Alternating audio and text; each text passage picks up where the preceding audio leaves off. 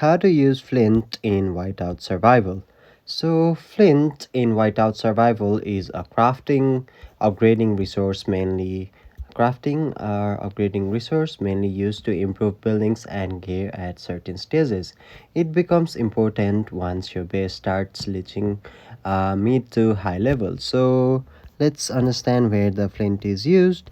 So the Flint is used in upgrading higher level buildings like furnaces or barracks at certain levels, crafting or upgrading equipments in the force, and tech research in late game. So when you try to upgrade something that needs flint, the game will show the material requiring requirements and it will highlight the flint if you don't have enough. So you'll have to use them like that. So how you can get flint is that you can mine on the world map in the alliance territory. Also keep an eye on events and missions.